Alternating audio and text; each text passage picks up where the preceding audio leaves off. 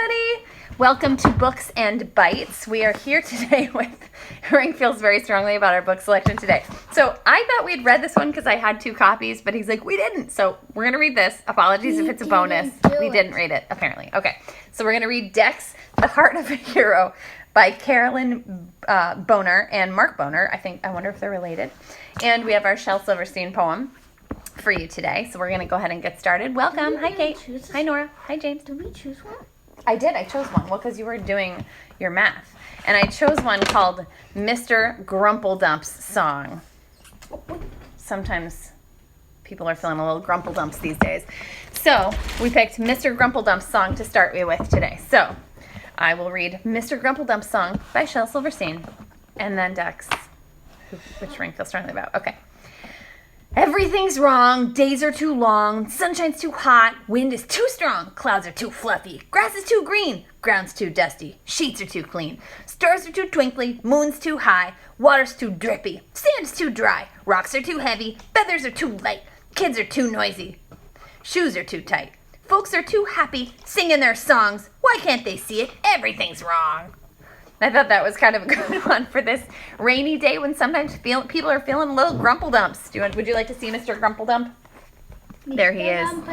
Mr. Grumpledump. Ring, have you ever felt grumpledump? Turn that off, please. Sorry. That's okay. Have you ever felt a little grumpy?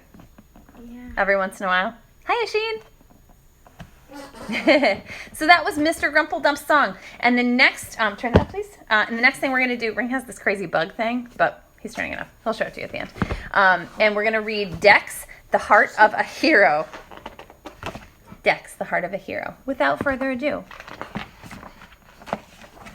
Dex, The Heart of a Hero. Dexter was a little dog. His legs were little, his tail was little, his body was little. He looked like a plump sausage sitting on 4 meatballs. Being the size that he was, Dex was often overlooked. Well, if it was actually that, I'd feel very strongly about having some food. Oh yeah, I'm sure. Yes. Hi, buddy. Oh, come on.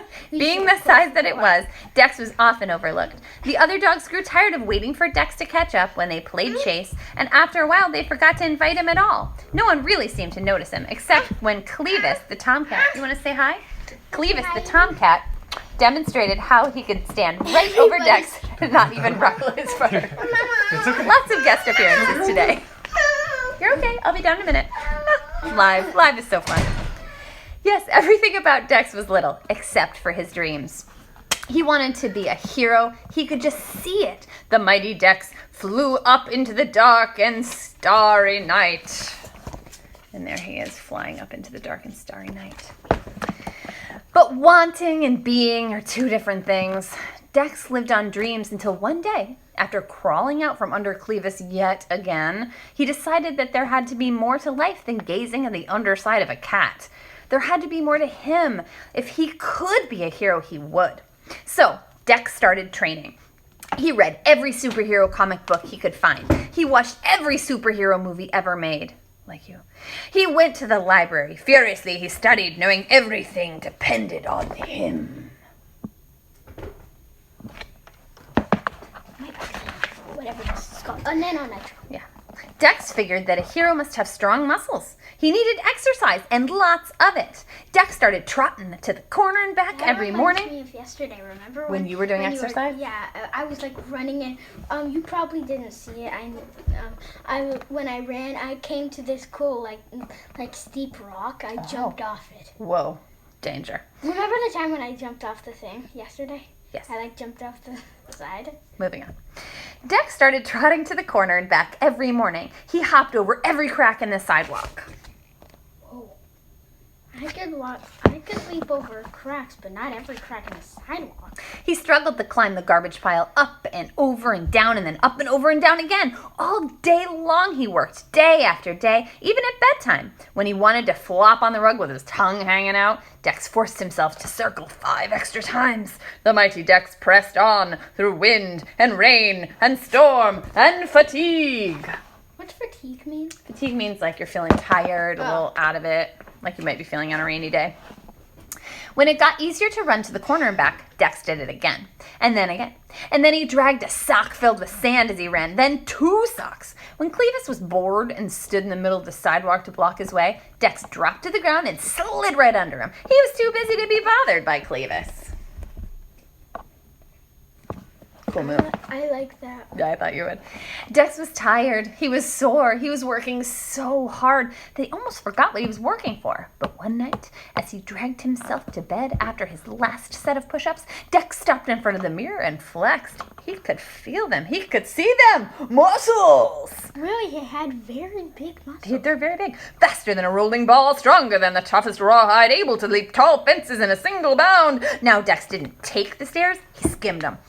He leapt over hydrants. He vaulted up curves. He could jump over the garbage mountain without touching the top. He could run like the wind. He felt as if his legs had springs. Look at those muscles. Yeah, having like the springs is kind of I have a similarity with that. You do? I could just touch a chair and jump higher than it. You have math hops. One thing was missing. Finally, a brown package arrived. Dex ripped it open. His hero suit! It was red with a shiny green cape and it fit like a glove. Dex loved the way that it felt. He loved the way that it looked, and he loved the feeling that he had when he put it on. He was ready. He must be ready. He was ready for Christmas. Oh, Because it's it is red and blue. red and green. That's true. Green. With the courage of a lion, the strength of a bear, and the heart of a hero. He looks good. When Dex went out in his suit for the very first time, he looked up the street and down. He noticed a young pup trying to cross the street. Dex sprang into action. Because there's still he actually does real hero stuff. He sure does. May I help you? He asked. He guided the wide-eyed pup across the street and grinned as the pup stared up at him. With his mouth hanging open, the pup whispered, "Wow, it's Superdog!" Superdog. Dex liked the sound of that. Dexter Dog. Dexter. Heart of a hero. Oh, Dexter Dog actually sounds pretty cool. That's a cool name. Dexter Dog. Of course, when Clevis saw Dex, he just had to comment. "Hey Dex, where's the party?" And then he saw him a few days later. Clevis called out, "Look everybody, it must be Halloween. Anybody got a treat for Dex?" Dex was so busy, he was able to ignore Clevis, for the most part. The only time his face even got red was when Clevis yelled, "Where'd you get that dress up?" Dex had to wonder if Clevis saw anything but the suit.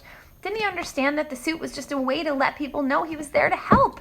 The sun glinted off his emerald cape as Superdog raced to the rescue. That would be pretty hard to fly if his cape was actually made of glass.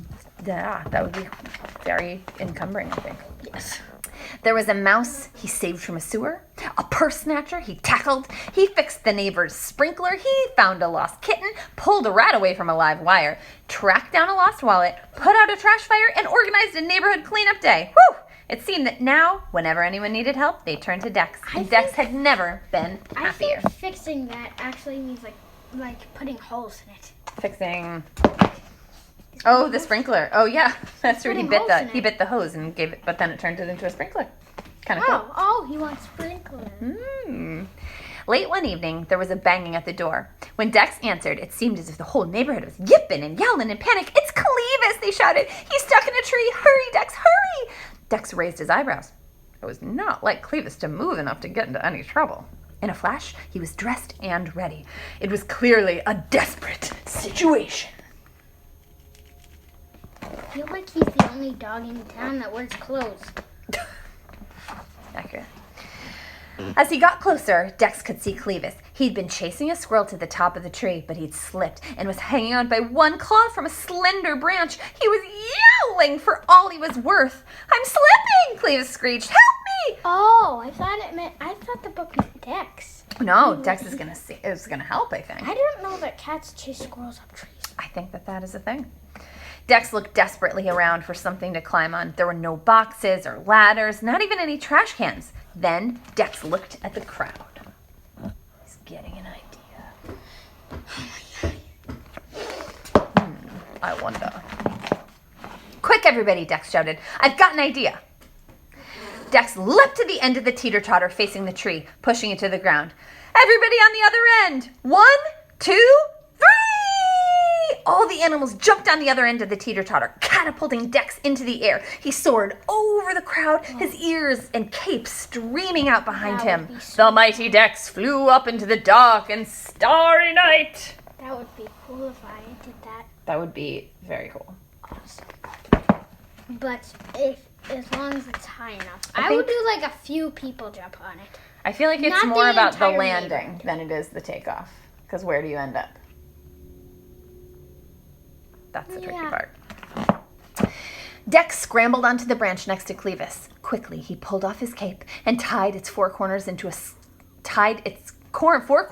the screeching cat. Jump! Dex shouted. Jump, Clevis! Oh no. Do you see what he's doing? He tied the cape to him. I've always tried to do a parachute. I tried jumping off a high wall with an umbrella, but That's true. You just do like broke the it. umbrella.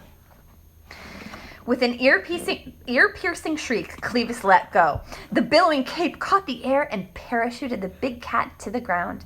Dex backed up and slid to the ground amidst the cheer of the crowd. Super dog! Super dog! Super dog! Dex was bruised and tired, but he forgot his discomfort as Clevis sheepishly lumbered over, still tangled in his green cape. Thanks, Dex. You really are a hero.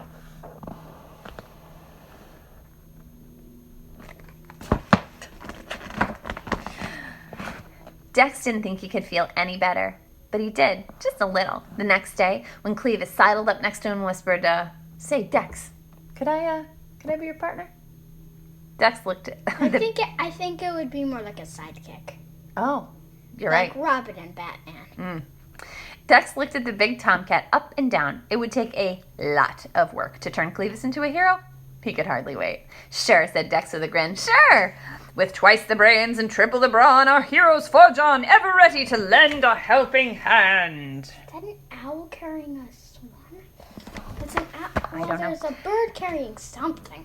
Things outside of our window are exciting as well. Dex, the heart of a hero, thank you so much for joining us today. We will see bug you. thing. Here's Ring's bug thing. 10-second bug show. It's a cool bug.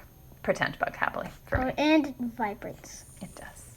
Oh my god, it's terrifying. I don't know if you can see it. It scares me. All right, friends, we'll see you tomorrow at 1 o'clock. Thanks Bye. for joining us today on this Bye. wacky wild day. Bye.